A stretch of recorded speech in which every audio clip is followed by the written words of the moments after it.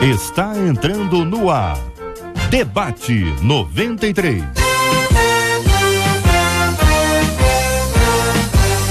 Realização 93 FM. Apresentação J.R. Vargas. Alô,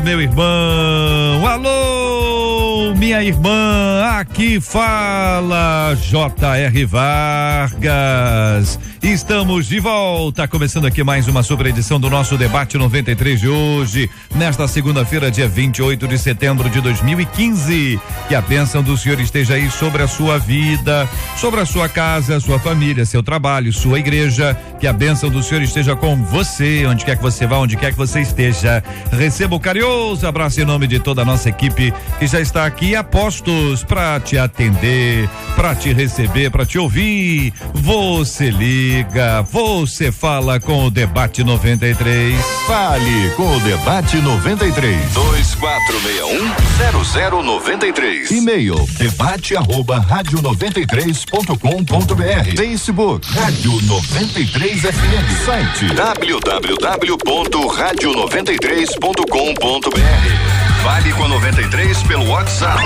96803-8319.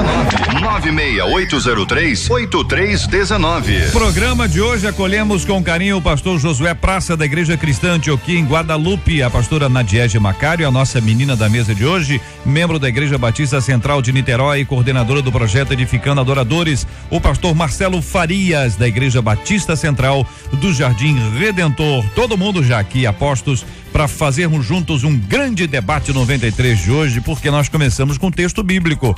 Ezequiel 36:26 diz: dar-vos-ei coração novo e porém dentro de vós espírito novo. Tirarei de vós o coração de pedra e vos darei coração de carne. Mas isso pode acontecer mesmo que a pessoa não queira mudar? Pergunta o nosso ouvinte. E ela conta: é muito difícil estar ao lado de gente que, apesar de agir errado, acha tudo normal. Você conhece alguém assim? O senhor tá agindo errado, meu pai do céu, pelo amor de Deus, mas acha que tá tudo certo. O que fazer diante daqueles que usam a desculpa da autenticidade para justificar os seus erros e falta de mudança?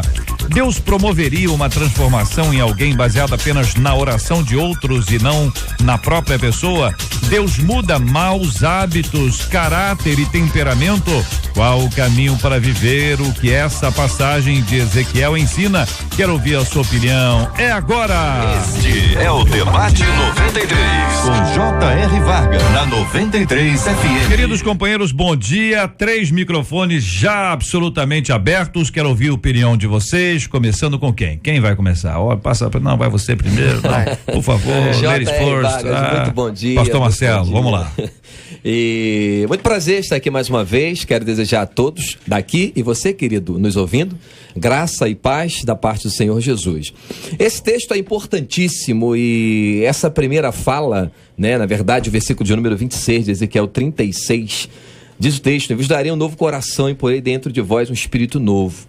Deus, eu já começo, já para a gente pensar na seguinte hipótese. Nesse texto e dentro do contexto, a gente vai ver que o povo havia profanado o nome de Deus, né?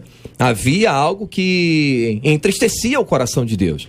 E Deus não esperou, eu acredito que ele não teve paciência de esperar que o povo se arrependesse. Ele já vem logo e chama Ezequiel para conversa, diz: filho, olha só, isso, vamos consertar. E ele começa com essa ideia de que ele dará um novo coração. Eu começo dizendo para a gente abrir guarda aí, de que sim, Deus ele pode mudar coração, ainda que a pessoa não queira.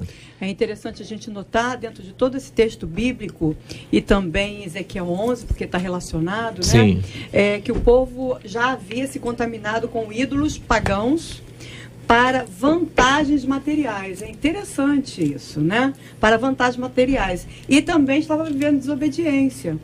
E por causa disso, o povo estaria indo para o exílio. Mas Deus tinha uma promessa de restauração.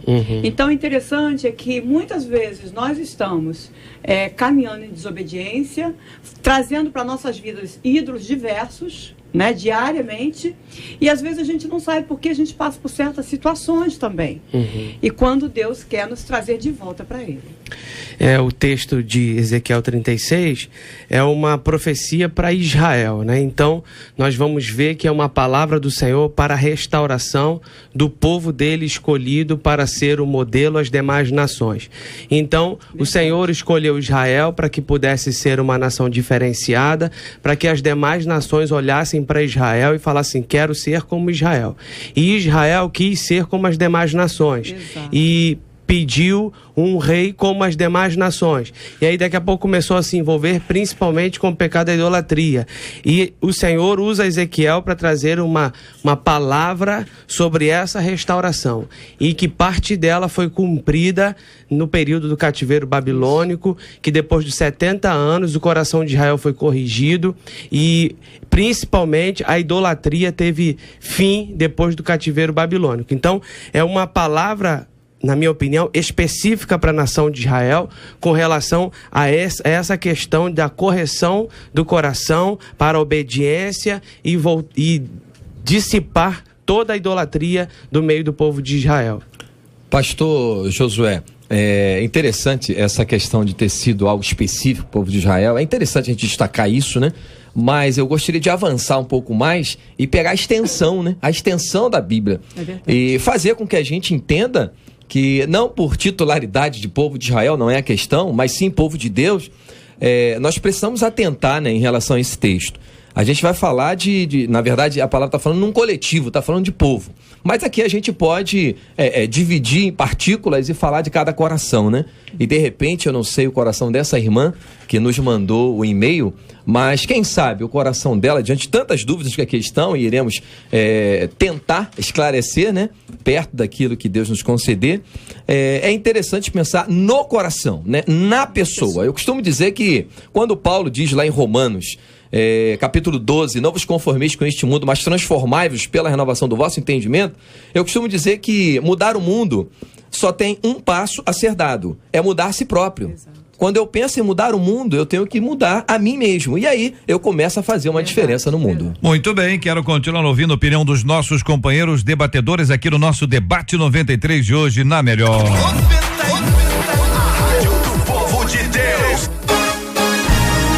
Pesquisa 93. Bom dia, Marcela Bastos. Bom dia, JR, ouvintes, queridos debatedores. A pesquisa é a seguinte: você acredita que exista alguém impossível de ser transformado por Deus? Por telefone, 90% dos nossos ouvintes afirmam que não acreditam nisso. E 89% deles no nosso site também não acreditam aí que alguém seja impossível de ser transformado por Deus. E mais uma ouvinte aqui nossa, pelo WhatsApp, telefone 968038319, ela diz assim: olha, eu acho que tem gente que Deus não consegue transformar, mas é pelo fato de que a pessoa não quer. E ela diz: eu tenho um exemplo desse na minha casa. O meu irmão é viciado em drogas, já apanhou de bandidos, meu pai já fez jejum de meses em prol da vida dele, pedindo que Deus o mudasse, mas na minha opinião, Deus não é invasor de coração. Ele pede que as pessoas abram a porta do coração para que ele possa entrar, habitar e fazer morada. E o meu irmão continua na mesma até hoje. Meu pai do céu, compartilha aqui a nossa ouvinte a sua história, você também deve ter a sua aí, quero ouvi-la também aqui no nosso Debate 93 de hoje. Mande seu WhatsApp para 968038319, 968038319, participando com a gente também pelo telefone 2461-0093, 2461-0093, e-mail debate@radio93.com.br, debate@radio93.com.br, e também no Facebook da 93 FM, nossa foto aqui com a nossa equipe, com os nossos companheiros, o pastor Josué Praça, o pastor Marcelo Farias, a pastora Nadieche Macari e eu. Nós já estamos aqui no nosso post e ali você pode trazer também a sua opinião e a sua colocação sobre esse assunto. Vamos recordar. Eu achei que sabia, mas eu não sabia, mas tem gente que acha que sabe, mas não sabe nada.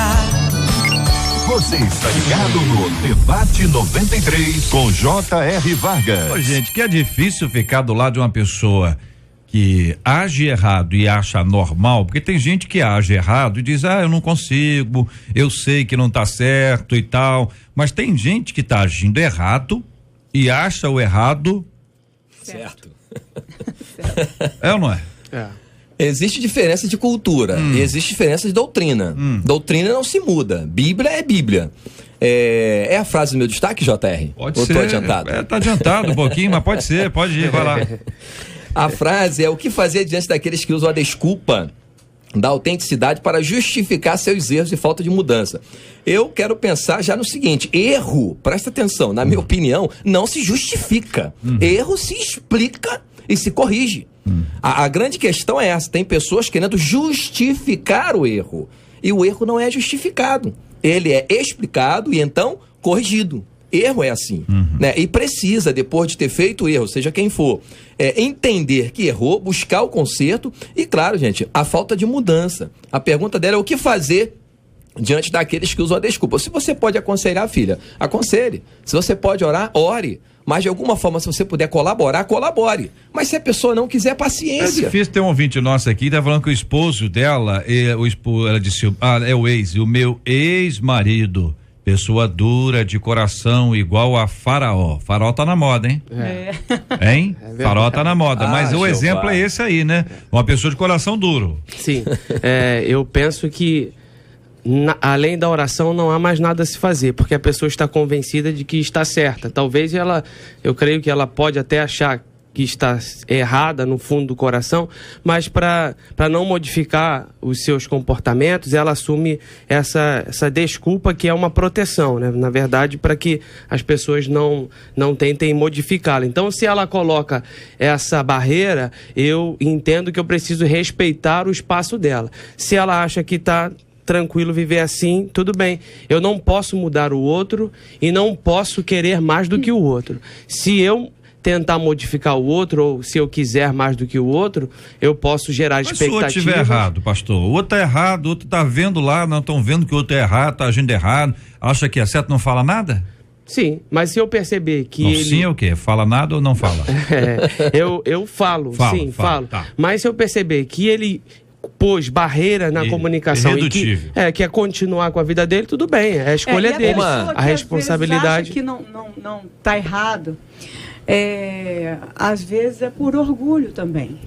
A gente conhece pessoas que realmente fez algo errado, age errado, não reconhece que é errado, mas no fundo é porque a pessoa é orgulhosa. Sim. Entendeu? Então ela reconhecer que está errado e mudar aquela atitude, ela vai demonstrar uma certa fraqueza, entre aspas, né? Porque ela vai se tornar uma pessoa um pouco afetada, talvez, por se humilhar.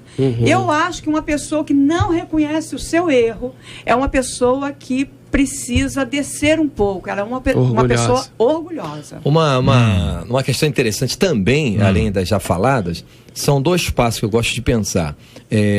Como nós vamos chegar perto dessa pessoa que errou? Né? Isso é importante. Como é que nós vamos chegar? Quando você chega, pelo menos eu gosto de trabalhar assim, quando você chega se igualando àquela pessoa, isso é muito interessante. Quando você se iguala àquela pessoa, ela fica à vontade com você. Quando ela se sente à vontade com você, a chance dela reconhecer o erro é muito maior. Pastor, só um parênteses. Explica para nós aqui, porque tem muita gente... Ser humano, ser humano. Algumas pessoas vão corrigir, pastor, uma outra, como se esta nunca errasse. Exato. Porque você fez isso. Mas peraí, você nunca errou? Você pode não ter cometido o mesmo erro que eu. Mas um erro você cometeu. Então, de repente, se você... Olha só, eu sei que é complicado, eu já passei dificuldade dessa natureza ou de outra, mas olha, eu tô aqui para te ajudar.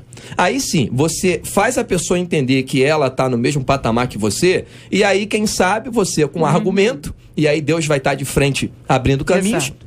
Essa pessoa reconhece que errou, e aí o segundo passo é ela querer a mudança. O primeiro passo é ela reconhecer que errou. O segundo é ela querer a mudança. Porque JR vai acontecer. E provavelmente já enfrentamos isso em gabinete ou fora dele. De pessoa, pastor, mas olha, eu acho que eu não estou errado. Meu irmão, não. Em último caso ele diz, não, eu estou errado, mas é o meu jeito. E aí ele não quer se arrepender, ele não quer mudar. E aí eu faço questão de dizer, bom, mas você entende que está errado? Entendo. Então a conversa acabou. Amém, vamos embora, vamos andar. Existem pessoas que, mesmo admitindo, não querem. E aí, mesmo nós, quando nos igualamos, né, no âmbito que o pastor falou, tem pessoas que mascaram e fingem que estão querendo ou não. Então, aqui não está especificando o erro da pessoa. Se for uma questão de pecado, com relação à Bíblia, é mais fácil para a gente confrontar, porque a própria palavra fala, a gente mostra. A palavra diz, acabou, tá certo, é isso aqui, o que a Bíblia diz é isso e isso. Agora, se for uma questão de repente, uma conduta, eu posso também achar que a conduta daquela pessoa deve ser dessa maneira e ele achar que deve ser da outra, e aí fica bastante complicado. O ponto de vista que o ouvinte nos traz não é do pastor com ovelha, é de todo mundo. Ser humano, né? Pastor com pastor, ovelha com ovelha, irmão com irmão, marido com mulher, aquela coisa. E o encrencado aqui não é também de quem encontra de vez em quando, não. É de quem tem que conviver. E mais, aquele erro que a pessoa comete atinge o outro. Então, quando atinge o próprio, é uma coisa, mas raramente um erro atinge apenas o próprio que está errando. Em geral, este erro também atinge as pessoas que estão juntos, estão ao lado, e aí é que mora o problema, aí é que nós temos um grande risco, uma situação extremamente grave. Por quê? Porque esses relacionamentos, eles acabam sendo destruídos com base no que aconteceu, ou seja, a ausência de mudança. Agora, vamos lá pro outro lado, tem gente implicante. Acha que o outro tem que mudar sempre. Quem tá errado é o outro, não tem não? Tem. Olha, fulano é terrível. Pelo amor de Deus, não aguento fulano de tal, ou fulano de tal. Outro, né? Tá certo? E a pessoa mesma está com um caminhão de erros, mas não consegue admiti-los. Entendeu? Então, este processo que envolve o erro do outro me atinge e também que o errado sou eu. Mas eu jogo o erro para o outro numa forma de me esquivar de responsabilidade. É justamente o tal orgulho, porque é mais fácil você ver o outro errado e você como certo sempre. Isso aí. Porque você vai estar sempre de uma forma elevada e superior, e do que você ver a si próprio como uma pessoa que precisa mudar. Precisar mudar é reconhecimento, é humildade, é a gente saber que precisa, e todos nós precisamos mudar em alguma coisa, não é? Enquanto eu não entendo isso, eu sempre vou ver o quê? O cisco no olho do outro e esqueço a trave do meu. E Jesus vai dar um nome bonito para essas pessoas. Ele chama de hipócrita. Hipócrita. Resolve primeiro o teu problema. Exato. Olhe primeiro para os teus erros e aí depois você vai ajudar o seu irmão. É exatamente isso que Jesus diz, né? E se for um relacionamento não familiar, mas um relacionamento de igreja, porque às vezes a gente fica incomodado com um irmão que age de uma maneira diferente da nossa, que de repente nós nos julgamos mais santos do que os outros. A Bíblia fala sobre a passagem do joio e do trigo, e a gente percebe que eu não tenho que mudar o meu irmão. Isso é uma obra do Espírito Santo. A grande questão é que muitas vezes nós queremos fazer a parte do Espírito Santo, que é de convencer. E isso deixa para o Espírito Santo fazer. Eu preciso ministrar a palavra, preciso demonstrar o amor.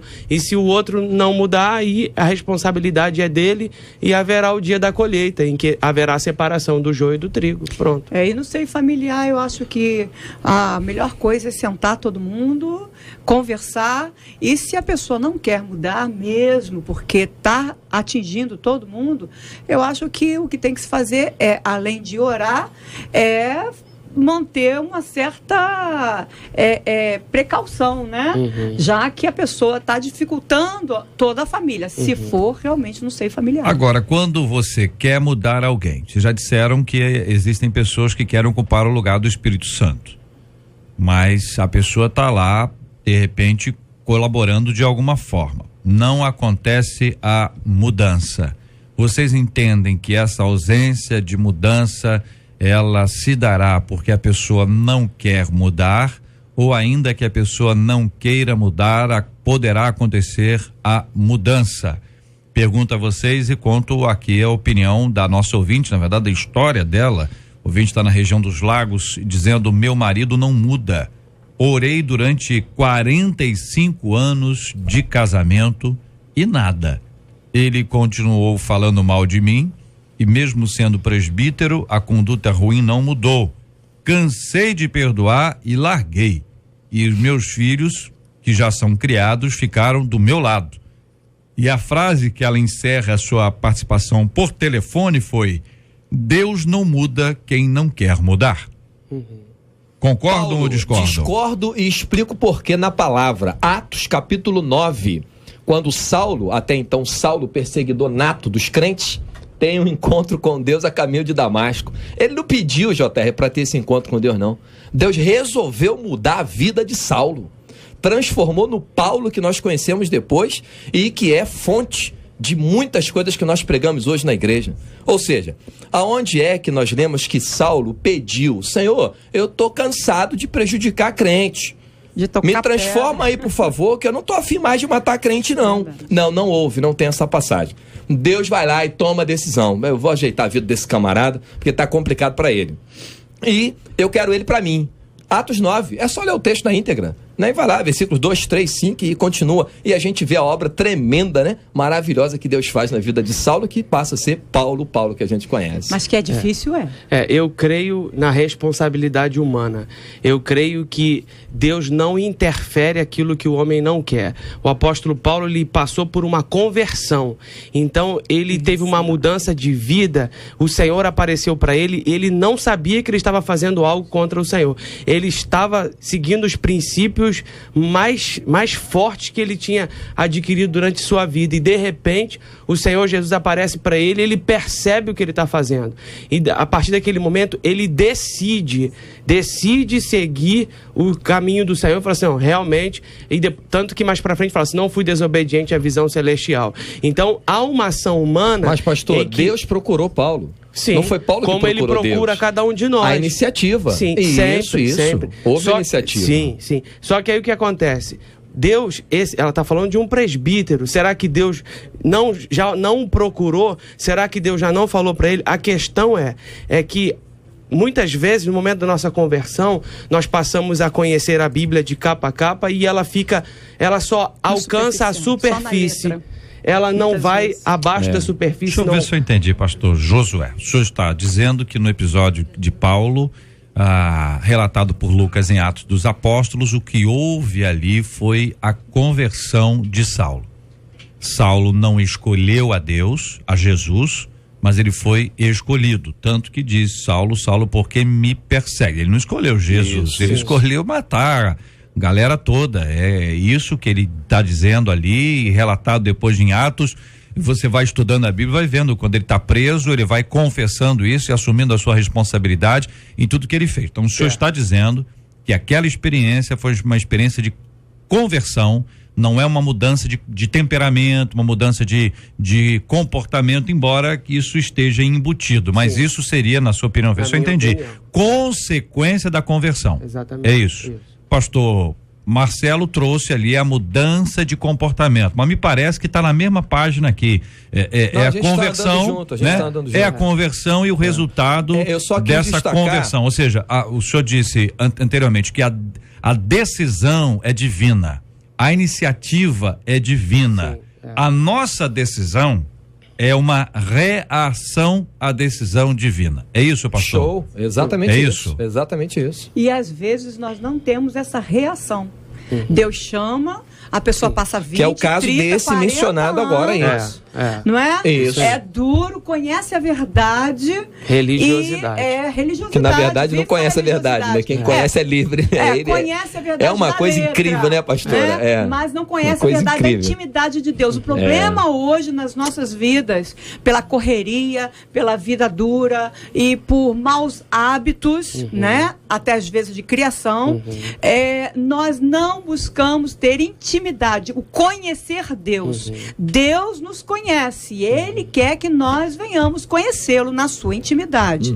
O problema é que as pessoas acham que não precisam deste conhecimento de Deus, entendeu? Conhece porque ouviu falar, conhece porque vai até ele e pede alguma coisa, conhece porque é presbítero ou tem alguma liderança na igreja, mas não conhece de ficar no seu quarto, de estar passando tempo com o Senhor, no discreto ali, no segredo ali com o Senhor, né? No aconchego, fechadinho ali com Deus. Quantas pessoas fazem isso? Muito poucas. E muitas vezes nós vamos ver isso, não só no presbitério, mas vamos ver também isso com pessoas na igreja, vamos ver isso no ministério de louvor, que eu lido com essa situação. Pessoas que estão ali no altar porque acham que canta bem, porque toca bem, porque um dia levantou a mão, aceitou Jesus, foi batizado, acha que não precisa de mudança de vida.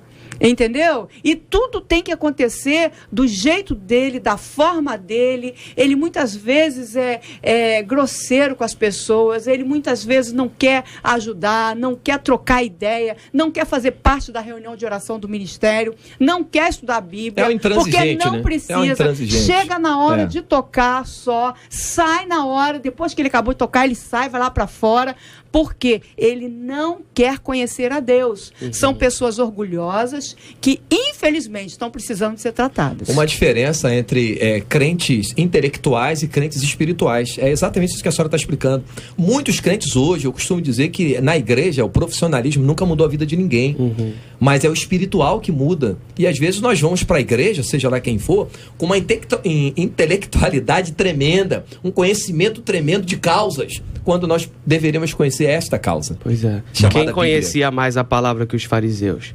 E quem vivia menos a palavra que os fariseus? Então existe uma diferença entre o conhecimento intelectual e o conhecimento espiritual. Se juntos estiverem, JR, será um sucesso na vida de qualquer pessoa. Ouvinte dizendo: eu conheço uma pessoa que errou e continua errando, mas usa a seguinte desculpa: livre-arbítrio. É errando que se aprende. Diz aqui um dos nossos queridos ouvintes. E aí? Se ele acha isso... errando que ela vai colher mais frutos do erro dela. Exatamente. Então, quanto mais viver no erro, quanto mais tempo passar errando, mais frutos podres, mais frutos deformados ela vai colher, infelizmente. Dizem que persistir no erro é burrice, né? Então... se a pessoa sabe que está errado, sabe, uma coisa é não saber. Uma coisa é não saber. É ignorância. Agora, se a pessoa sabe que está errado, errando que se aprende... Olha, essa ideia de erros e acertos, que é muito usada pela ciência, né? Que é uma pesquisa, é o mundo desconhecido. Então vai se errando e acertando até que você chega a um ponto. Aqueles que são inventores, eles têm que errar 500 vezes, acertam uma, inventaram uma coisa nova, mas é um mundo desconhecido. Agora, a palavra de Deus, ela é conhecida, por isso diz: e conhecereis a verdade. Então, o processo de conhecer é o que faz a diferença. Então, se eu sei que isso está certo ou que isso está errado e eu permaneço agindo contrário ao que diz a palavra de Deus, eu não estou aprendendo, eu estou errando e eu estou plantando. E eu vou colher. E mais ainda, vai continuar sendo escravo do seu erro, porque Jesus, ele veio para nos libertar disso. Mas as pessoas querem continuar sendo escravas do seu erro, e escravas vão viver como escravas e não vão conseguir ser livres para fazer aquilo que Deus tem como propósito na vida delas. Vão ficar marcando o passo a vida toda. E o aprendizado, ele só completa o ciclo quando eu começo a praticar aquilo que eu aprendi. Se eu aprendi, assimilei, entendi que aquilo é realmente algo importante para a minha vida e que aquilo, para mim, se caracteriza com a verdade, então eu preciso começar a praticar o aprendizado.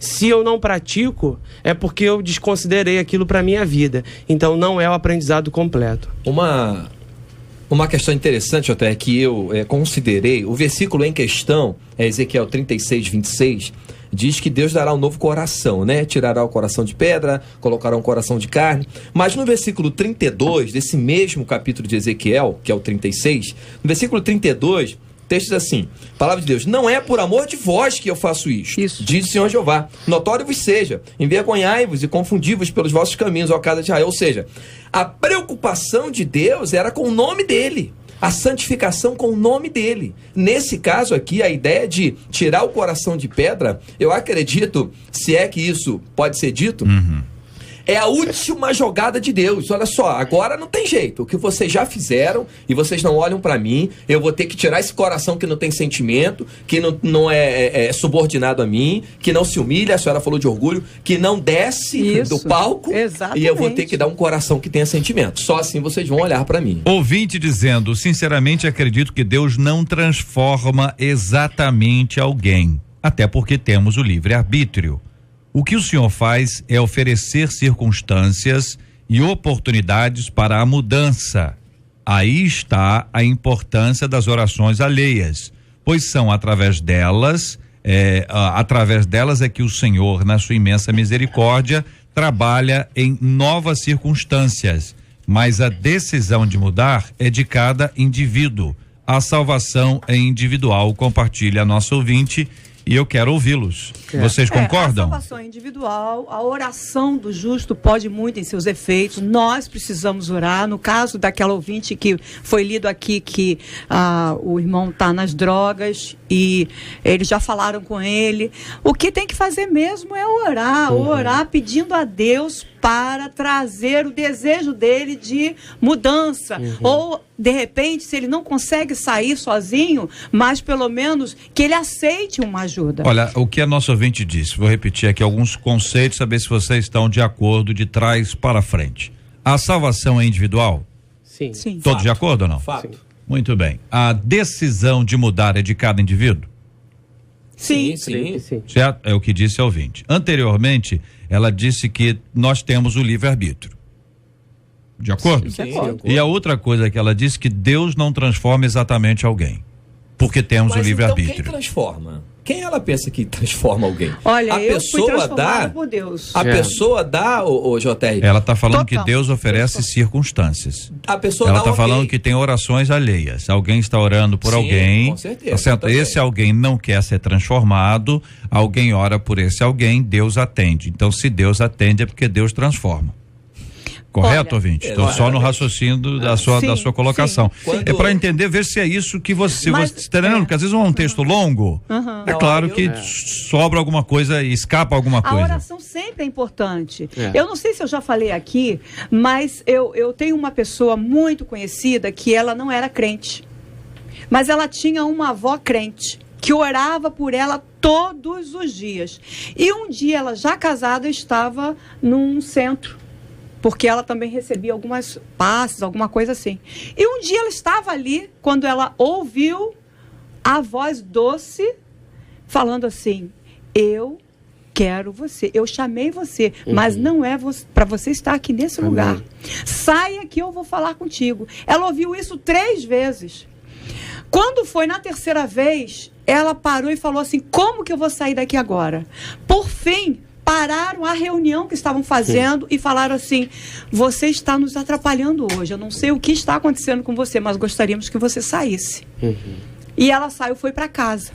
E quando ela chegou em casa, ela ligou para a avó dela. A avó dela falou assim: eu oro por você todos os dias e neste horário eu estava orando por você. Deus chama por você. Deus quer falar contigo. Vá para o seu quarto. A partir dali ela se converteu. Hoje é uma serva do Senhor na igreja. Toda a família.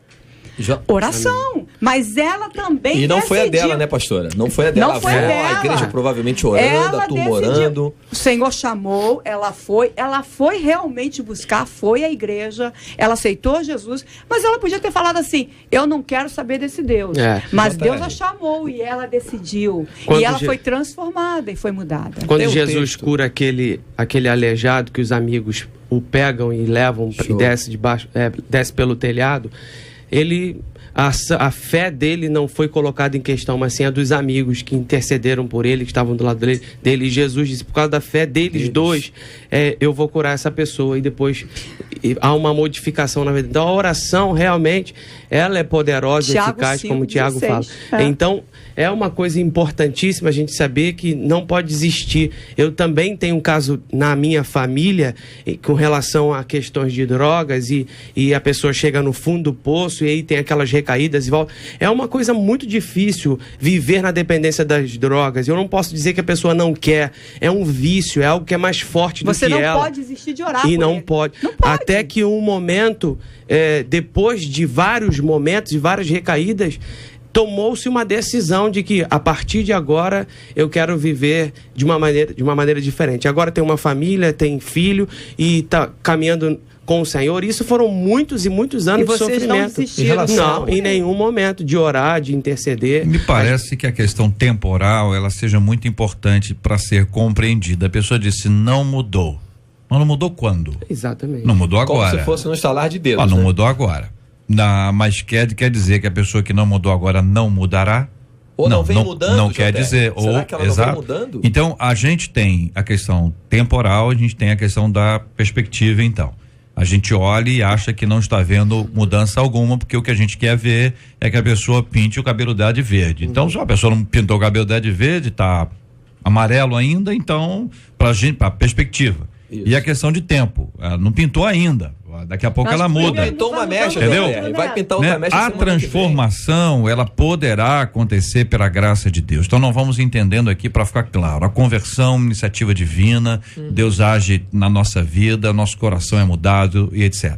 As outras mudanças na nossa vida, Deus nos dá a liberdade. Estou tentando interpretar o entendimento que vocês trouxeram aqui. Ao longo da nossa vida, nós temos que viver mudança, porque enquanto a gente estava no escuro, a gente não via que o quarto estava desarrumado. Acendeu a luz, Espírito Santo, acendeu a luz, opa, essa cama está desarrumada. Tem roupa aqui no chão. Guarda-chuva tá no guarda-chuva, guarda-roupa tá no barará. Ou seja, aí você tem um processo de você vai lá e arruma. Por quê? Porque o Espírito Santo já te mostrou que as coisas estão lá. Mas por que não arrumou agora? Não quer dizer que não está arrumando e também não quer dizer que não arrumará. Ele não arrumou agora. Nesse clique que a gente deu, que a gente olhou e a gente registrou e disse, não aconteceu ainda a mudança. É o processo de uma luta. Santificação, uma ação divina, uma ação humana, que dura só a vida toda. Ela acaba, quando ela acabar, quer dizer que você foi promovido à glória. Até lá, estamos nela. E JR, só para completar esse lance do quarto, às vezes a pessoa acendeu a luz, viu que o quarto está todo bagunçado, mas ela não pode fazer tudo ao mesmo tempo, ela é uma só.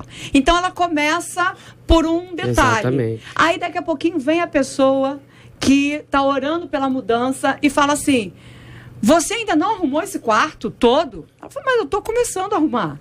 Então, a pessoa, cada pessoa tem um ritmo também, né? Porque às vezes ela está começando numa mudança que está sendo até difícil, ela reconhece que tem que mudar, ela está mudando, e a pessoa que quer que ela mude, vai lá e põe o dedo e fala, você ainda não mudou, você ainda continua a mesma ela coisa. Que tem que mudar, parar de ser acusador, entendeu? vai ser crente. Mas olha, isso acontece muito.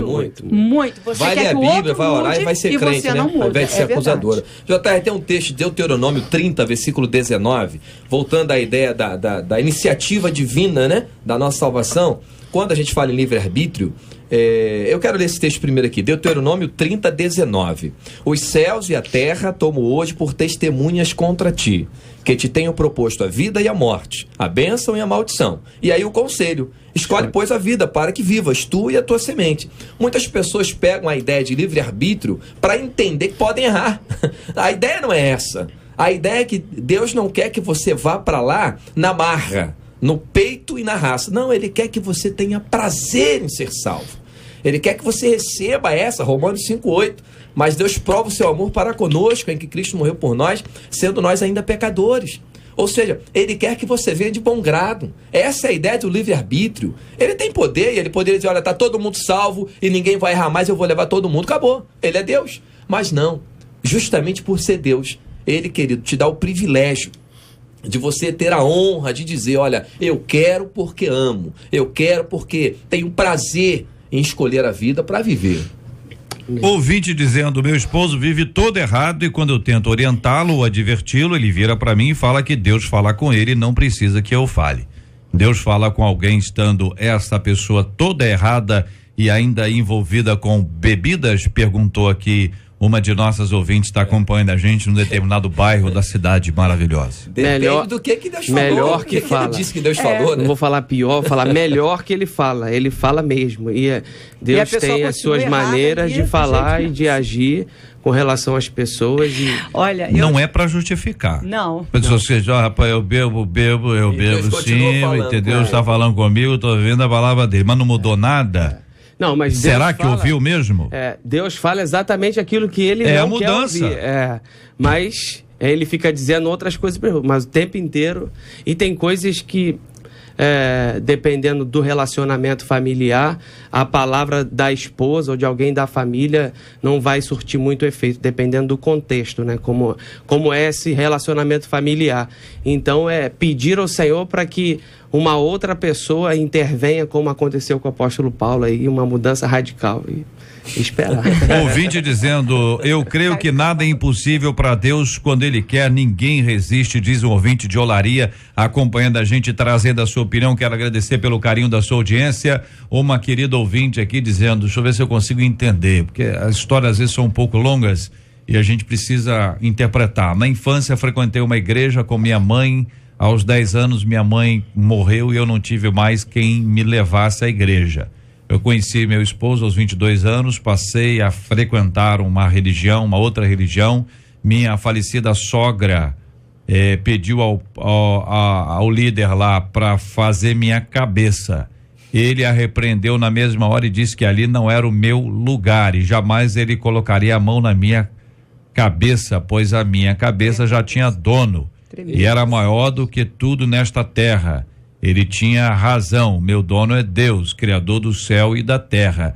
Deus transforma sim, quando ele tem propósito na vida da pessoa. Mas tem uma passagem na Bíblia que Jesus diz, fala aqui a nosso ouvinte: eu que estou à porta e bato, aquele que abrir, entrarei e serei com ele. Jesus é educado, ele não arromba a porta do coração de ninguém. Mudança de vida é preciso querer. O Espírito Santo entra e faz morada, diz a nosso ouvinte, com alguns conceitos confusos. Nós precisamos só ajudar para poder ajudar a esclarecer. Primeiro, a experiência dela. Eu vi a Nadia dizendo que um momento especial. Que ela foi lá, pediram para ser feita uma coisa e lá, vocês estão entendendo muito bem, não estou querendo mencionar nenhum cargo aqui, mas o líder daquela religião disse que não poderia fazer a cabeça da nossa ouvinte porque a cabeça dela tinha dono. Certo? Então, isso foi dito ali, ou seja, um reconhecimento de autoridade. Não tem a ver com confissão, não tem a ver com eu quero servir a Deus. O camarada está no erro, continuando no erro, mas é capaz de reconhecer que há uma autoridade.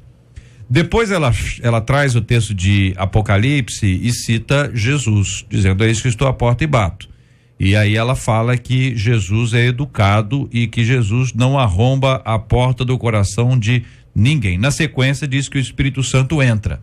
Então, se o Espírito Santo entra e está arrombando a porta, entendeu? Quer dizer, Jesus é educado, o Espírito Santo não. Então, e ela traz a frase dela e eu trago para vocês esclarecerem, né? Que o ouvinte traz a palavra. Eu pergunto, vocês respondem. Nós fazemos um trio, entendeu? É muito interessante alguns leitores da Bíblia, porque o contexto às vezes fica totalmente fora. Porque no versículo anterior, que é o 19, esse texto, JR, é Apocalipse capítulo 3, versículo 20, citado por ela. Eu vou mencionar o 19. O 19 diz assim: eu repreendo e castigo a todos quanto amo. Aí ele vai falar: se pois zeloso, arrepende. Aí ele vai falar: escutou a porta e bato. É interessante a gente destacar que Deus, ele está assim, né, através do Espírito Santo, batendo na porta, insistindo. E as pessoas estão levando muito para essa questão, pensando novamente no livre-arbítrio, de eu vou ver ainda, vou dar uma pensada. É fácil de entender. O desejo de Deus é que todos se salvem. Isso é Bíblia. Esse é o desejo de Deus. E algumas pessoas ficam esperando acontecer casos, eu vou chamar de extremos, como dessa jovem mencionada aí, como do próprio apóstolo Paulo, essa outra jovem que a pastora mencionou. São casos à parte. Deus tem uma situação para cada vida. Eu não vou, porque eu sou livre, e eu vou esperar Deus fazer o que fez com fulano. Minha filha, pode ser que não vai fazer nunca. Deixa eu ver se eu entendi, pastor. Uma pessoa, qualquer um, sim, ele só vai a Deus se Deus for primeiro a ele. Não, na verdade, Deus já veio para todos. Não, querido, mas então essa é a lógica. Isso. E uma coisa é Deus veio para todos, outra coisa é Deus está falando comigo. Tratamento específico. Você tem uma graça comum, ou chamada graça geral, e você tem uma graça que alguns chamam de irresistível ou individual, ou seja, eu já ouvi o evangelho 10.000 vezes e não mudou nada, mas hoje eu ouvi o evangelho. Show. O mesmo evangelho que eu já ouvi 10.000 vezes, mas hoje houve alguma coisa que foi diferente. Tá certo? Então, dentro daquela tônica que o senhor trouxe anteriormente, a iniciativa é divina, ou seja, uma pessoa só vai a Deus porque Deus foi a ela. Se Deus não tivesse ido a ela não poderia ir a Deus. Eu estou falando agora da questão individual e não coletiva, correto? Então, nesse aspecto, quando traz essa perspectiva, Deus está indo a alguém. Aí Deus quem? Deus Filho. Aí Jesus é educado. Não, eu sei. Santo, né? Uma pessoa de Jesus é educado. eu já ouvi outras vezes aqui, alguém no WhatsApp aqui dizendo, Jesus é educado. Então Jesus é educado, ele está à porta e bate. Então Jesus é educado porque ele está à porta e bate. E a ideia é de que ele que vai entrar, perfeitamente. Vamos lá. Aí a ideia é que o Espírito Santo, ele vem antes, porque ele me convence do pecado, da justiça e do juízo. Ou seja, a chave dessa porta, para que haja conversão, precisa haver ação do Espírito Santo, que senão é apenas um convencimento humano. É isso? Então esta ação anterior, que é uma ação de Deus Pai, Deus Filho e Deus Espírito Santo, eles agem juntos. É uma ação que prevê exatamente isso, o toque, ou seja, em todo o coração ou toda porta que Jesus bater, ela vai ser aberta, porque quem está batendo na porta é Jesus Cristo. Se Jesus Cristo está batendo aquela porta e não é o geral, ele pregou para multidões. Quantos da multidão foram até ele e o seguiram como discípulos? Ou quantos queriam apenas os benefícios que lhe foram apresentados ali? A cura, a multiplicação de pão, entendeu? Ou mesmo ver a cena, ver o milagre, tá ali naquela muvuca toda, enfim, tem uma diferença entre essa e aquela coisa. Como é que vocês entendem esse assunto? JR, eu não sei se eu vou responder o que você me perguntou, mas a palavra que você falou aí para mim, chave, discípulo, né? Nós aceitamos a Jesus como nosso Salvador porque o Espírito Santo nos convenceu e nós o reconhecemos como nosso Senhor, nosso Salvador. E quando nós reconhecemos, nós queremos seguir o passo do mestre, os passos do mestre, né? Nós precisamos nos tornar discípulos. O problema, eu acho, que nem todas as pessoas que um dia reconheceram Cristo como seu Salvador, não tornaram discípulo dele, ou seja, não segue os passos dele, a pisada dele, não é? E uma das coisas que a gente precisa pensar é que quando o Senhor fala sobre uma igreja para você pregar, para você falar e ensinar, fala que nós temos que ir e fazer o quê? Discípulos. O problema é que muitas vezes nós queremos a nossa comodidade, a gente não quer seguir os passos do mestre, ter a mente de Cristo. E quando a gente não faz isso, nós vamos permanecer na nossa vontade, no nosso eu, na nossa dureza de coração. E aí o Espírito Santo está falando conosco, está tentando nos direcionar, mas nós estamos com os nossos ouvidos espirituais ensurdecidos, estamos cegos, não queremos ouvir, não é? E queremos ter a decisão nossa própria de que nós seguimos aquilo que eu acho que é certo dentro da palavra. E na verdade o que é certo dentro da palavra seja discípulo de Jesus, porque o que Jesus quer é discípulos. No caso dela, eu penso que ela vivia numa completa ignorância, né? Ela caminhou um tempo com Jesus, depois aos 10 anos sua mãe faleceu, não pôde mais ir para a igreja, e aí depois entra por causa de um relacionamento numa religião em que ela acha que está fazendo o certo. É uma ignorância. Não, que não é culpa dela, ela deixou de ir porque não aconteceu. E aí o Senhor foi falando com ela. Eu creio que ao longo desse tempo, desde os 10 anos até o momento de agora, o Senhor já havia falando com ela. E naquele momento, mais especificamente, o Senhor ministrou o coração dela de uma forma que ela pudesse ouvir. A forma que ela coloca que Jesus bate a porta e a questão que o Espírito Santo entra, eu creio que é só uma má colocação das palavras na hora de se expressar, mas eu creio que ela está dizendo é que o Senhor naquele momento a convenceu e ela pôde abrir o coração e dar liberdade para que o Senhor Jesus pudesse fazer morada nela através do Espírito Santo. Exatamente. Ficou guardado. Dela ficou guardado. Tem um texto aqui, eu gostaria de só destacar, JR e pastor Josué. Esse que a irmã mencionou, Apocalipse 3, o 20, eis que estou à porta e bato. É interessante a gente destacar o contexto. João, na ilha de Patmos, é orientado a escrever 7 cartas, cada uma para as igrejas da Ásia. Essa é a 7ª carta à igreja de Laodiceia. 7ª carta, e essa foi para Laodiceia. provavelmente existia um contexto naquela igreja, né? A gente precisa navegar dessa forma. Claro, trazer para o nosso contexto toda a Bíblia. Mas, indo ao pé da letra, eu entendo que a carta foi escrita a Laodiceia e vamos entender que a igreja, e diz aqui vários erros da igreja, e vem um conserto, e Deus vai aconselhando, aconselho de mim, compre ouro puro e tal. Pode ser que em alguma área daquela igreja havia uma porta fechada impedindo o crescimento. E foi uma coisa direcionada à igreja de Laodiceia. Jesus e a estava irmã dizendo não do lado pode pegar, de fora, seja né? ela ou nós, né? E pegar o texto, bom, esse texto aqui foi para mim, ou é para a Igreja Batista do Redentor. Não, a Bíblia toda é para todo mundo, glória a Deus. Mas existem textos que foram específicos. Provavelmente a igreja de Laodiceia, uma das 7 igrejas da Ásia. Jesus disse que bate para dizer à igreja, mostrar a figura de que ele está do lado de fora. A igreja achava que ele estava dentro e ele estava do lado de fora. E não estava. Então, muito bem. Então nós estamos compreendendo que Jesus Cristo, ele está batendo a porta. E essa ação divina precede a ação humana mais uma vez. Fechado. Fica mais uma vez claro que é ele quem precede. Deus precede. Ele vai adiante, ele cria oportunidades, ele ministra a nossa vida, ele nos faz um convite, ele nos toca. O seu Espírito Santo, ele age dentro de nós de uma forma extraordinária. E muitos dos nossos ouvintes têm histórias para contar. Eles têm histórias, eles estão dizendo, olha, aconteceu comigo. São várias opiniões aqui de gente que viveu mudança. Ao mesmo tempo, nós temos uma série de outros exemplos de pessoas que não mudaram. E aí o que nós vimos? As pessoas não mudaram ainda. E aí é que é o ponto. Aí que entra um outro tópico, que é o tópico da perseverança.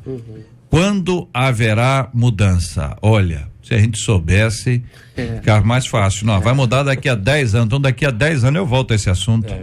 Mas às vezes a não mudança do outro, e é bom que a gente diga, não é uma coisa que dependa de mim, não quer dizer, você orou pouco, por isso que demorou X tempo. Não, peraí. Aí é subordinar ao humano uma ação divina. Mas evidentemente que clamor ao Senhor, perseverança, ela é uma parte humana num processo extraordinário que Deus faz. Vamos desistir? A pergunta é essa. Jamais. Mas de maneira nenhuma. Eu tenho experiência, não própria, mas de pessoas que já passaram para mim, que oraram anos, isso para ela mesma, né? Oraram anos por uma bênção X, que ela tinha determinação para aquilo ali. Chegando ao momento, JR, de orar para Deus, perguntando o seguinte: Senhor, não é possível, e aí? Não vem? Eu não tenho direito mesmo, é isso? O Senhor vai me acalmar dessa forma? Eu não tenho. E quando essa pessoa menos esperava, o que é que acontece?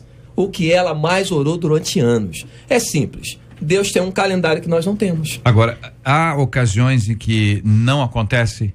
Sim. O não de Deus é bênção na vida. Certo? Então, quer dizer, ainda que a gente esteja clamando, etc, não há a tal mudança esperada, mas Deus de alguma forma tranquiliza a pessoa. Sim. Isso? E eu acredito também que o tempo tem a ver com nossa maturidade, né? De repente a gente não está pronto para receber aquilo que a gente está pedindo ao Senhor. Então pode levar algum tempo. Deus sabe. E pode também simplesmente nunca chegar, porque se Deus nos der aquilo que me der aquilo que eu estou pedindo, pode ser que eu vou fazer mau uso daquilo e vai ser um terror para minha vida e para aqueles que estão ao meu redor. Eu quero agradecer a vocês, companheiros aqui no nosso debate 93, por nos ajudarem uma vez mais a tratar assuntos como esses aqui, assuntos do nosso dia, assuntos importantes que aquecem o coração dos nossos ouvintes. E alguns conceitos teológicos ou enfim, que estão aqui discutidos, bíblicos, né? São tão importantes que ainda que a gente tenha posicionamentos diferentes, o ouvinte pode ter várias bases e sobre estas bases construir, refletir, identificar aquilo que Deus tem para realizar nas nossas vidas. Na 93 FM, J.R. Vargas e o Debate 93. Pesquisa 93. Você acredita que exista alguém impossível de ser transformado por Deus? 86% dos ouvintes por telefone não acreditam. 88% deles no nosso site também não acreditam. E JR, a palavra-chave desse mês aqui da 93 FM vai dar para você que está ouvindo a gente um dia de spa, isso mesmo. Vai ter limpeza de pele, peeling de diamante, máscara revitalizante facial, massagem relaxante e muito mais. Você quer? Então anota aí. O primeiro versículo da palavra-chave de hoje está em Êxodo 28:13. Êxodo 28:13.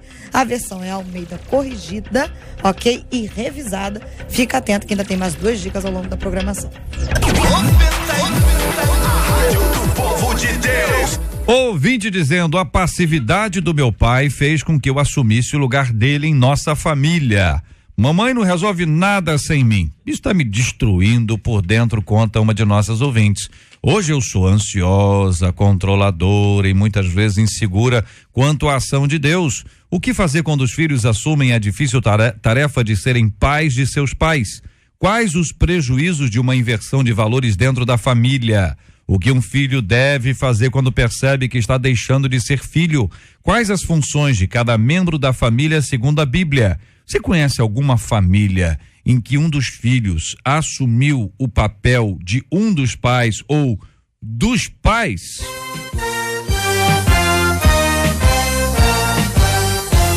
Esses e outros assuntos estarão amanhã, se Deus quiser, a partir das 11 horas da manhã, em mais uma super edição do nosso Debate 93. Pastor Josué Praça, obrigado, um forte abraço. Eu que agradeço, quero mandar um abraço para os meus irmãos queridos que estão ouvindo, Pastor Vitor de Souza, a irmã Cristina Cruz, a Marileia, a irmã Neuma Ribeiro e a querida pastora Ana Angélica e a todos os irmãos da Igreja Cristã aqui em Guadalupe. Muito obrigado, pastor Marcelo Farias, um forte abraço. JR, eu que agradeço, é um privilégio, uma honra sempre estar aqui. Quero mandar um beijo para minha noiva Michele Caetano, para o meu filho Lucas Farias e aproveitando aí para Michele e para todas as suas colegas do DP dessa grande empresa também aí. Um beijo para toda a minha igreja, Igreja Batista Central do Jardim Redentor, e um grande abraço ao pastor Ivelto, que está comigo aqui, meu mano, colega de trabalho, e que Deus nos abençoe em nome de Jesus. Bênção pura, pastora Nadiege, obrigado, nossa menina da mesa. Obrigada, é uma honra realmente estar aqui. Eu quero aqui dar um depoimento. Eu tenho conversado com algumas pessoas, né?